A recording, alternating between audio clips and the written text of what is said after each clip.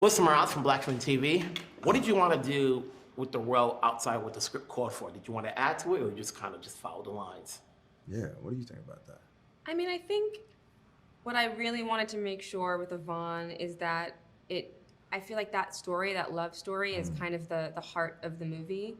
And I wanted it to feel like a warm bath, like someone that was just safe and loving and caring, so that when everything kind of goes haywire, it's this big contrast, you know? So I think it was just about finding real ways to make it feel genuine and caring and intimate and vulnerable, you know, all the things that I feel like are difficult for Hank, but is, you know, kind of what your character is working towards. Yeah, exactly.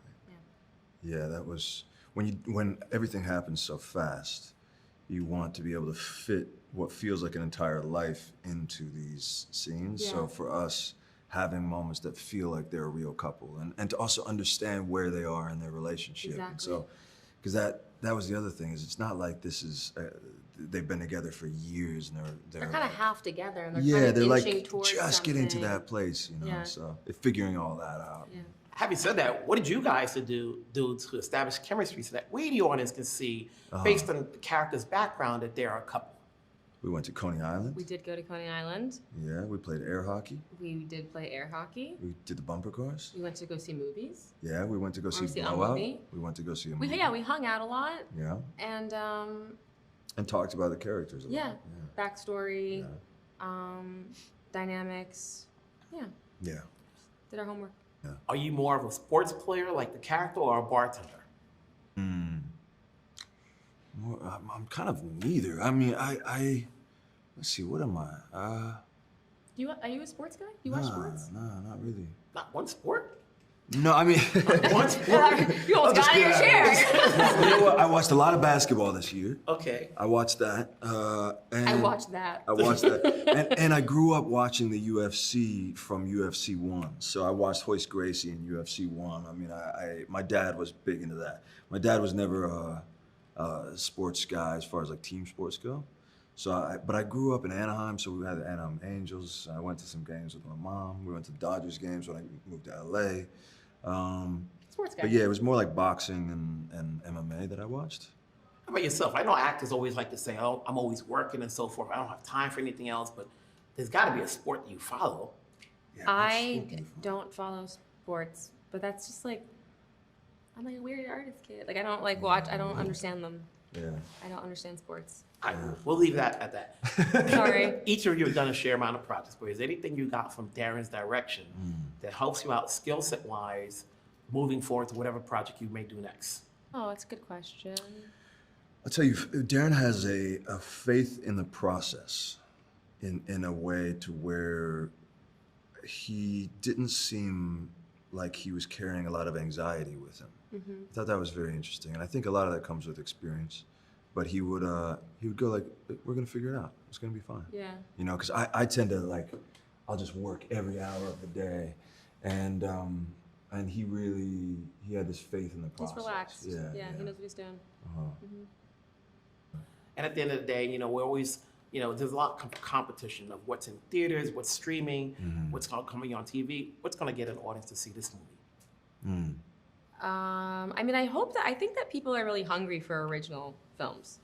I feel like, you know, it's something that it's a movie set in the 90s, but it also reminds me of a film that would have come out in the 90s. Like, it's just, it's so fresh and so fun. And I feel like also now we're kind of living in a time where it feels like we have to pick between style and substance. And I feel like this is something that is so fun and fun to watch, but also just like so well made because it's Darren. And Austin's in it, and he's cool. And you're in it. And I'm in and it. so is a lot of other people in it, which is great. Yeah.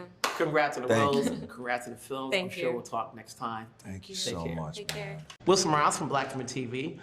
The movie takes place in the late 90s. Do you remember what you were doing during that time period? Yeah, I was a mother and an actor, so I had not started directing yet. Okay. So yeah, I very much, I just become a mom, you know. So yeah, just living life so differently, you know, at that time. And yourself? I was 1998. I was 16, 15, 16. So I was coming out of school. I don't know, like, yeah, trying to figure out what it's like to be 17, I guess. Did you have a hairstyle like that? Like the one you have in the movie? No, I wish I had a hairstyle like that at 16. Is that Imagine. a wig or did you work on it? No, it's a bit of my hair and a bit of a piece in the middle. Yeah, it's a bit of both. It's a bit of movie and a bit of my hair. It's a bit of But he everything. committed. Oh, He yeah. definitely committed. Yeah, He yeah. definitely committed. It was, yeah. Now the role is a little bit for those who are going to watch this movie. They're going to see this and they're going to say, "This is a departure for you from what we've seen you in the past." What led you to say yes to taking on this project? Well, I'd like to say that a lot of my roles are a departure from what you've seen me in. Yeah, so that's true. I would like to think that if people felt that I was committed to all of the other roles that I've played, that I am equally committed to this one. And I had the chance to tackle New York a different way from the way I did as a detective in Miss Congeniality too. So I'm always, as I think most actors, looking for something that is going to challenge you and something that is not like the last thing that you've done. Good answer. And yourself? Well, I can't really. I mean, that's pretty much. Yeah, I haven't got a great deal to add to that really. But I mean, this was an opportunity for me to do something quite extreme with the way I look, and therefore with one's identity both in and out of work. And I think that's always sort of does a lot of the acting. It's like acting in the rain. When you act in the rain, suddenly like you just. Yeah. That does it all for you somehow. Yeah. It's crying for me. Yeah. I don't have to worry about what I'm doing because I'm wet. Yeah. Each of you have worked on different projects, whether it be films or series. What is it from Darren's direction that you may have gotten that helps you all skill set wise, moving forward to whatever you may do next? I just was saying, just as a director, I think all directors, there's a moment during a project where something that you may have been clear about or a direction that you were going, you change your mind. And for me, the times that I've done that, I feel so bad, and I just carry so much guilt with it.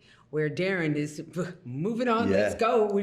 I've changed, and here we go. And just his ability for me to witness him do that, I can't wait to employ that the next project that I direct. To know that the reason why you're making that change is for the betterment of the story, and just trust in that being the reason, and everyone else is gonna fall in line because they're there.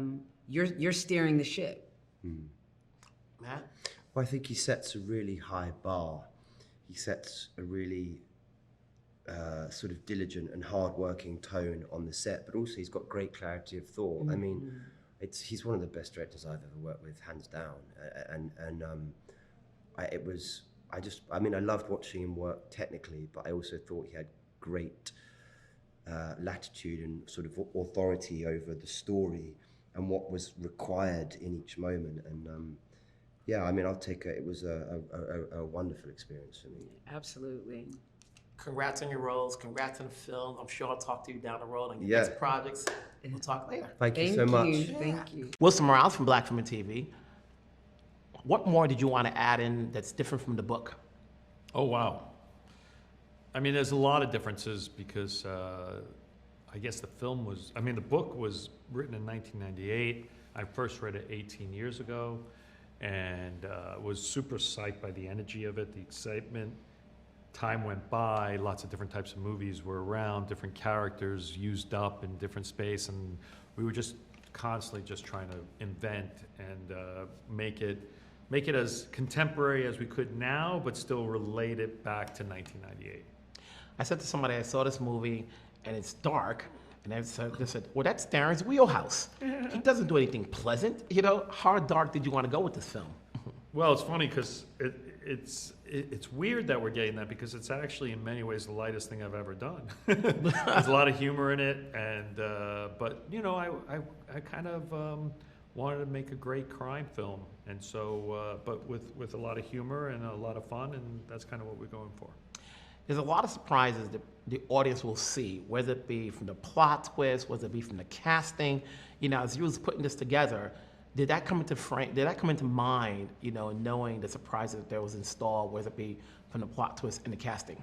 Well, the plot twists, of course, are in the script, so we knew they were coming, and that's part of the reason we wanted to make it. When I first read the book, I was always like kind of stunned about how it twisted and turned. I mean, even from, and it's a spoiler, in the first 10 minutes, like, he gets beat up that bad that he loses an organ, was like, whoa, I've never seen that before, as a heroic moment.